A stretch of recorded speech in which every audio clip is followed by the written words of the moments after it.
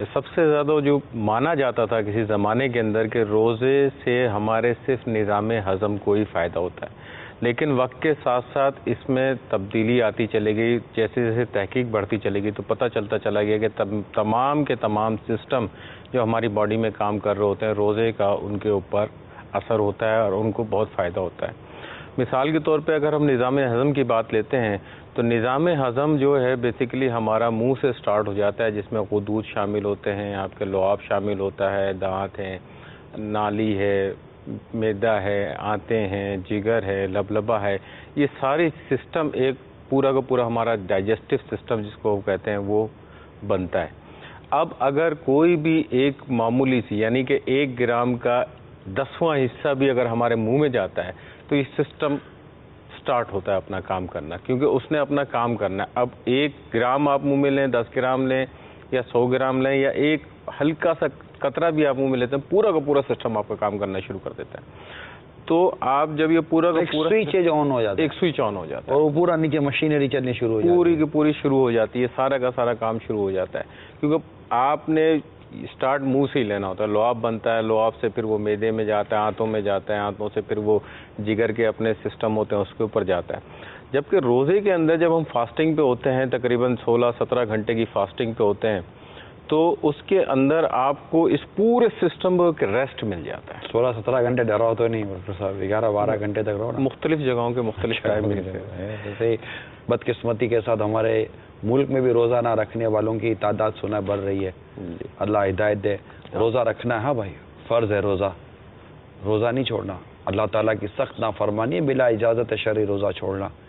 وہ نیت کر لیں مدنی چینل کے ناظرین، روزہ رکھنا ہے، روزہ رکھنا ہے، روزہ رکھنا ہے. رمضان آنے والا ہے، اللہم بلغنا رمضان، یا اللہ ہمیں رمضان سے ملا دے. اب اس میں اگر فاسٹنگ پہ ہوتے ہیں تو سب سے زیادہ فائدہ جو ہے نا پورے سسٹم کو تو ملتا ہی ملتا ہے. جو مین آپ کا فائدہ ملتا ہے وہ آپ کو جگر کو ملتا ہے، کیونکہ جگر بیسیکلی جب آپ کا ایک پورا کا پورا سسٹم کام نہیں کر رہا تو جگر کا ایک کام نہیں ہوتا، جگر کے بہت سارے کام ہوتے ہیں جو ہماری باڈی کا ایک سمجھے مین آرگن ہے ہمارے جسم کا ایک مین حصہ ہے وہ مین حصہ ہے. بیسیکلی ڈاکٹر صاحب اس کو اسٹور ہاؤس بولتے ہیں، سارے وٹامنس منرلس وغیرہ جگر میں جمع ہوتے ہیں. جی اگر جیسے ڈاکٹر صاحب آپ جیسے بیان فرما رہے تھے، کوئی ایسے مریض ہوں جن کو گیسٹرائٹس ہو یا پیپٹک السر ہو، یعنی جن کو تیزابیت کا مسئلہ ہو اور سوزش کا مسئلہ ہو معدے کے اندر اور آنت کے اندر بھی، اور ایسے افراد اگر روزہ رکھ لیں تو ان پہ کیسا رزلٹ آئے گا؟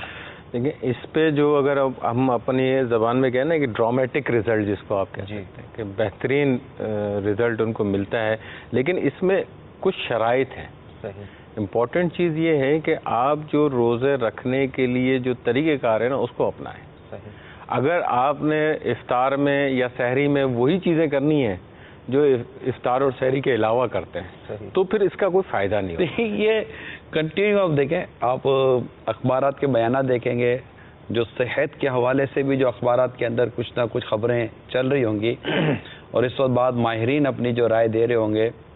آپ غور کریں مدنی چینل کے ناظرین، آپ کو اس طرح کی اکثریت ایک مشورہ ضرور دے گی، تلی ہوئی غذاؤں سے پرہیز کیجیے گا، تلی ہوئی غذاؤں سے پرہیز کیجیے گا. لیکن تو مجھے نہیں اندازہ کہ یہ تلی ہوئی غذائیں ہمارے گھروں سے مائنس ہو جائیں. مطلب کہ اگر پہلے پکوڑے بنتے تھے تو اس سال شاید پکوڑا پلس کباب، اور پھر تھوڑے دنوں کے بعد پکوڑا کباب پلس چاپ، سب تلا ہوا نظام یہ چلتا ہی ہے. اور یعنی ایسا کچھ کریں، میری مدنی التجا ہے. اب الدین و نصیحہ، دین خیر خواہی کا نام ہے، حدیث پاک میں ہے. آپ اس سال ٹرائی تو کریں کہ ہم اس کو کس طرح ریڈیوس کر سکتے ہیں، منیمائز کر سکتے ہیں، کم سے کم کر سکتے ہیں، ختم کر سکتے ہیں. جیسے کہ تلی ہوئی غذائیں ہو گئی، یا مطلب اسی وقت تو پھر اوپر کولڈ ڈرنک ہیں. جی او باپ رے باپ، ایک تو خالی میدا، اوپر سے یہ ہے جاتے تلی ہوئی غذا ڈالی ٹھا کر کے، اوپر سے کر کے وہ رے بھائی جو اندر وہ سارا جو گیا، جو پھر اب یہ جگر میدا لبلبا جو بھی بولو آپ، بس یہ تو کیا ہوگا. تو کچھ ذہن بنائے نا. ہم دیکھیں سلسلہ کر ہی رہے ہیں تو اس سے ہم نے یہاں سے کوئی ایڈورٹائزمنٹ تو لینی نہیں ہے اپنے سلسلے سے، نہ ہم کسی میڈیکل کمپنی کو، دوائی کی کمپنی کو پروموٹ کرنے کے لیے بیٹھے ہیں، نہ کسی کمپنی کو پروموٹ کرنے کے لیے، ان کی تشہیر کرنے کے لیے بیٹھے ہیں۔ یقیناً کہا جا سکتا ہے اللہ ہمیں مخلص بنائے کہ نیت یہی ہے کہ ہم ہمارے عاشقان رسول کو کچھ طبی فوائد یا طبی جو مشورے ہیں وہ عرض کریں کہ اللہ تبارک و تعالیٰ نے اتنا عظیم مہینہ عطا کیا، اتنا عظیم روزہ ہمیں عطا کیا، اور پھر اس کا ایک بہت پیارا نتیجہ عطا کیا لعلکم تتقون، تاکہ تمہیں تقوی نصیب ہو۔ تو بہت ساری چیزوں میں ہم غور کریں کہ رمضان کا یہ مہینہ محض کھانے پینے کا مہینہ نہیں ہے، بلکہ اس کھانے پینے کے حوالے سے بھی ہمیں احتیاطیں کرنی ہے اور گناہوں سے بھی بچنا ہے۔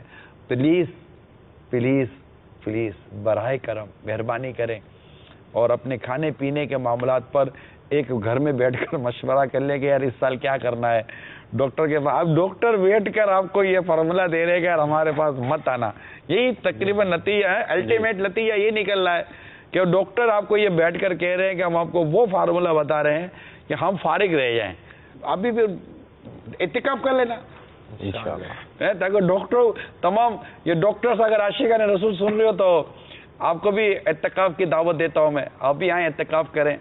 ہمارے ہزاروں معتکفین ہوتے ہیں الحمدللہ، تو ہمارے یہاں ڈاکٹر حضرات بھی ماشاءاللہ آتے ہیں اور یہ ان کا مفت علاج بھی کرتے ہیں۔